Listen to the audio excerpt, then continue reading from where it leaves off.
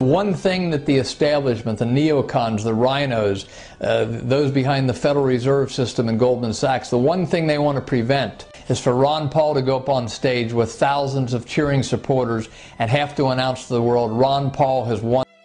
This totally destroys their credibility. The 5 TV networks have been telling us for years, along with Sean Hannity, Rush Limbaugh, Glenn, and with Ron to some Paul extent Glenn Beck until recently. Top. They've been telling us Ron Paul's a fringe candidate, doesn't have a chance. His supporters are all nuts. They've been putting out phony polls one after another to try to make establishment hacks like Romney or Gingrich look like the front runner. You have to understand something. The Iowa caucus, the state Iowa GOP has a long history of rigging not only the Iowa caucus but also the Iowa straw poll.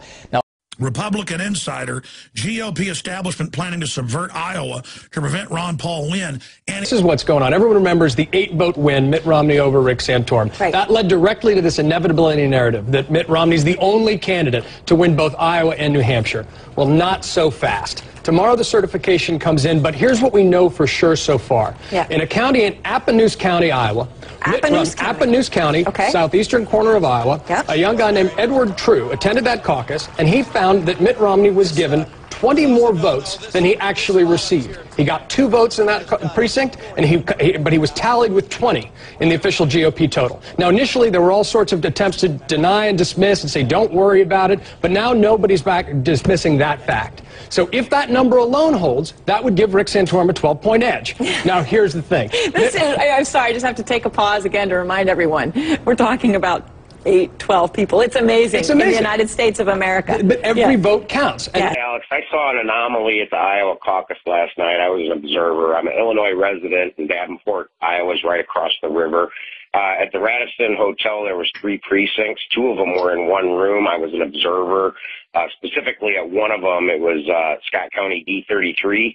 And they had a small number of people turned out, 34, and D63 had 263. They're kind of facing opposite directions in the room, and when they gave their speeches, it was all for both groups, okay? But when the votes were being counted, a strange thing happened. The lights turned off. Not when the votes were being counted, but when they were being collected, the lights turned off. Oh, the lights turned off. That's like in an old whodunit movie. The lights turn off, and 20 seconds later, somebody has a knife in their chest.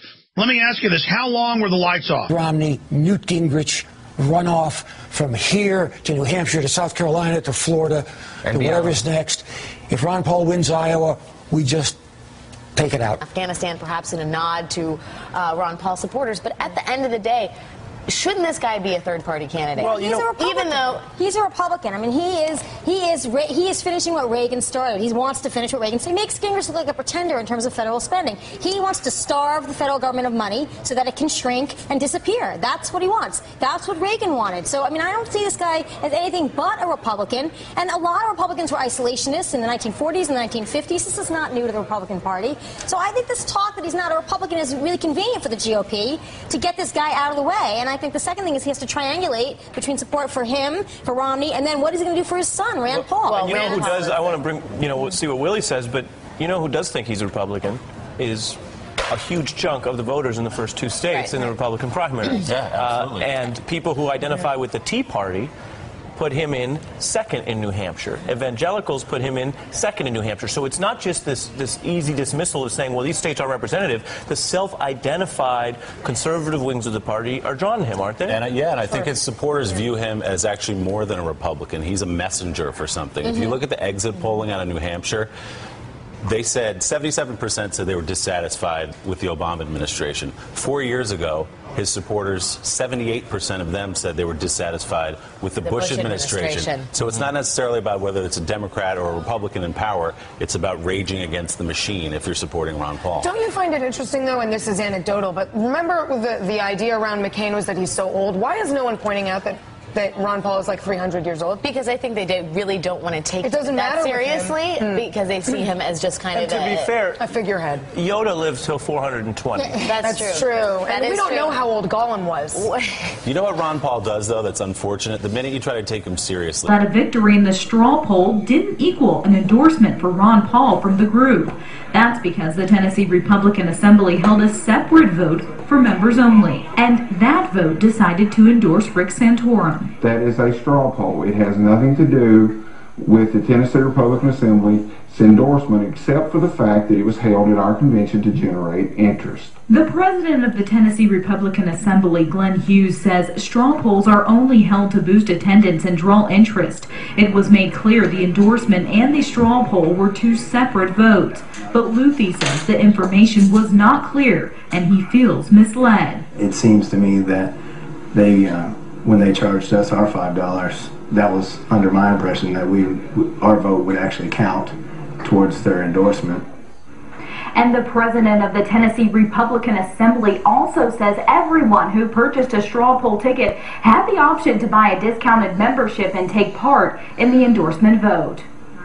So much, Erica. And we want to add, last night in our newscast, we mentioned that Rick Santorum won the Assembly straw poll, but as you just heard, the winner was actually Ron Paul. But is there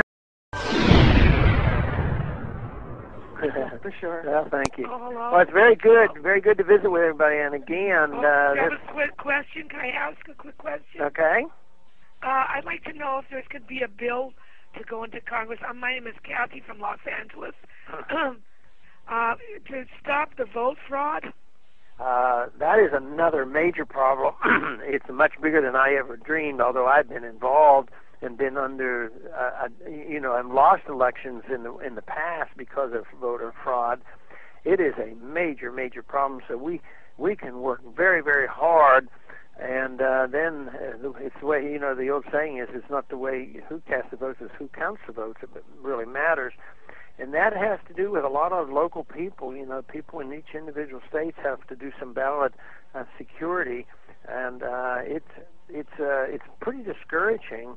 And I think some of that has already happened. We ran into that, I'm pretty certain, at least in New Orleans and possibly some other states. But there are things that we can do, but it's going to be up to many of the individual states to watch that as well.